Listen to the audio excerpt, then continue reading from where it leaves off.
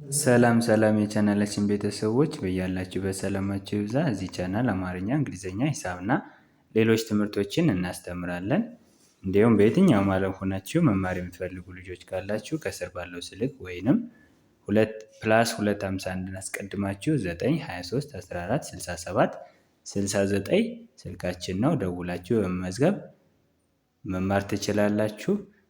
ዛሬ ይዤላችሁ የመጣሁት የአማርኛ ቃላትን እንዴት በእንግሊዝኛ ማንበብና መጻፍ እንደምንችል የማሳያችሁ ይሆናል ማለት ነው። እነዚህ ቀለል ያሉ ቃላት ማለትም ባለ 3 ሆሄ እና ባለ 2 ሆሄ ቃላት ናቸው።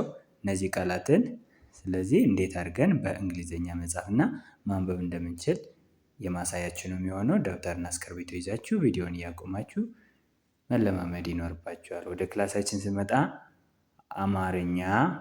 አማርኛ በእንግሊዝኛ ንባብ ይላል።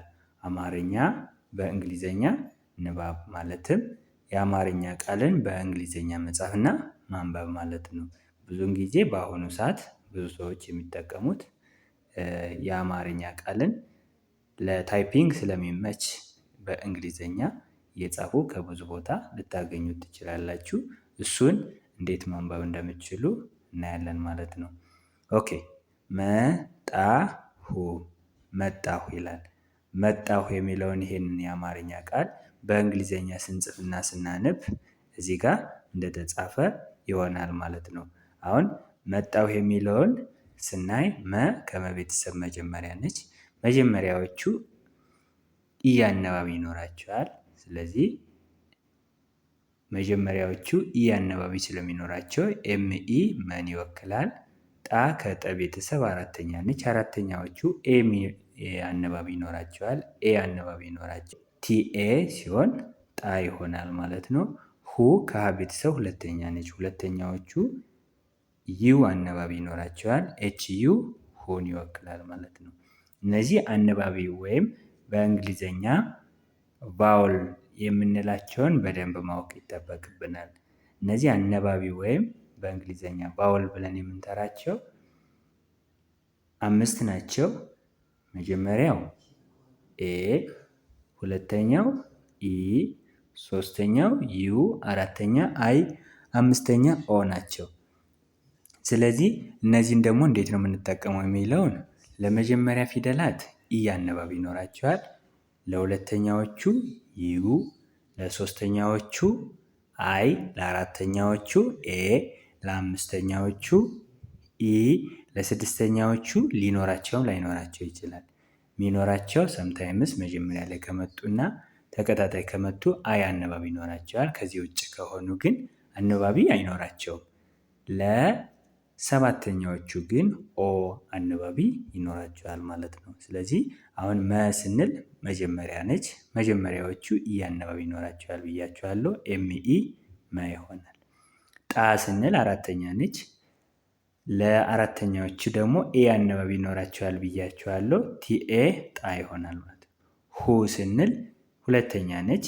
ስለዚህ ሁለተኛዎቹ ደግሞ ዩ አነባቢ ይኖራቸዋል ብያቸዋለሁ። ኤች ዩ ሁ። የትኛውም የእንግሊዝኛ ቃል ወይንም የአማርኛ ቃል ከዚህ ህግ አይወጣም። በሰም ኤክሴፕሽናል ኬዞች ሊኖሩ ይችላሉ እንጂ ከዚህ ህግ አይወጣም ማለት ነው። ኦኬ ስለዚህ ኤምኢ ቲኤ ኤች ዩ መጣሁ። ቤቶች ቤ አምስተኛ ነች። አምስተኛዎቹ ኢ አነባቢ ይኖራቸዋል። ቢኢ ቤን ይወክላል። ቶ ሰባተኛ ነች። ሰባተኛዎቹ ኦ አነባቢ ይኖራቸዋል። ቲኦ ቶ ይሆናል። ች ከቸ ቤተሰብ ስድስተኛ ነች። ስድስተኛም ሁና መጨረሻ ላይ ነው የመጣች። ከሱ በኋላም ሌላ ሳድስ ስለሌለ ሲኤች ያለ አነባቢ ች ይሆናል። ቢኢ ቲኦ ሲኤች ቤቶች።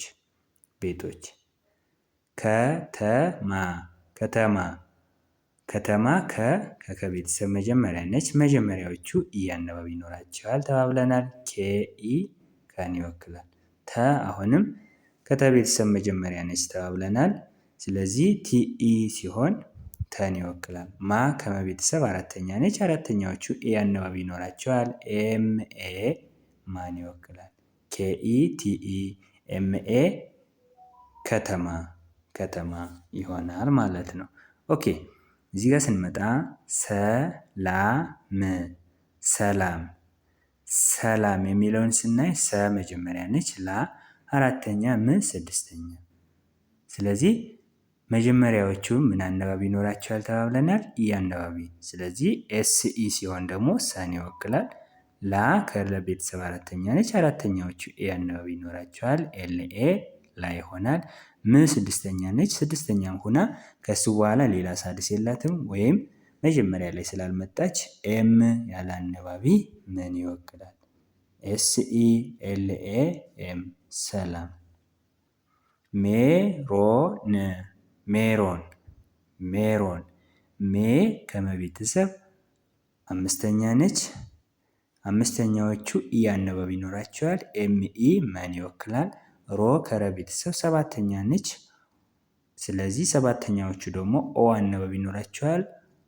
አርኦ ሮን ይወክላል። ን ከነ ቤተሰብ ስድስተኛ ነች። ኤን ብቻዋን ንን ይወክላል። ኤምኢ አር ኦ ኤን ሜሮን ሜሮን። ጀበና ጀበና ጀ መጀመሪያ ነች። መጀመሪያዎቹ ኢ አነባቢ ይኖራቸዋል። ጄኢ ጀን ይወክላል። አሁንም በመጀመሪያ ነች። ኢ አነባቢ ይኖራታል። ቢኢ በን ይወክላል። ና አራተኛ ነች። ኤ አነባቢ ይኖራታል። ኤንኤ ና ኤንኤ ና። ጄኢ ቢኢ ኤንኤ ጀበና ጀበና። መሆን መሆን መ መጀመሪያ ነች። ኢ አነባቢ ይኖራታል። ኤምኢ መን ይወክላል። ሆ ሰባተኛ ነች። ኦ አነባቢ ይኖራታል። ኤች ኦ ሆ ይሆናል።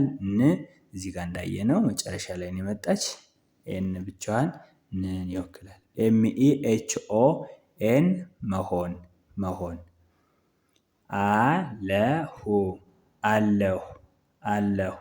አ መጀመሪያ ነች። ለ መጀመሪያ ነች። ሁ ሁለተኛ ነች። አሁን አ ከነ ቤተሰቧ ራሷ ባውል ስለሆነች አ ብለን መጀመሪያ ስለሆነች ኢ አነባቢ አይኖራትም። ምክንያቱም ራሷ አ ምን ስለሆነች ማለት ነው? አነባቢ ስለሆነች። አ ከነ ቤተሰቧ ምን ትባላለች? አነባቢ ትባላለች ማለት ነው። ስለዚህ አ ለማለት የምንጠቀመው የእንግሊዘኛ ሌተር ኤ ብቻዋን ነው ማለት ነው። ለ ለማለት ግን ለ ከለቤተሰብ መጀመሪያ ነች። ኤልኢ ለ ይሆናል። ሁ እዚህ ጋር እንዳየነው ኤች ዩ ሁ ይሆናል ማለት ነው። ስለዚህ ኤ ኤል ኢ ኤች ዩ አለሁ አለሁ።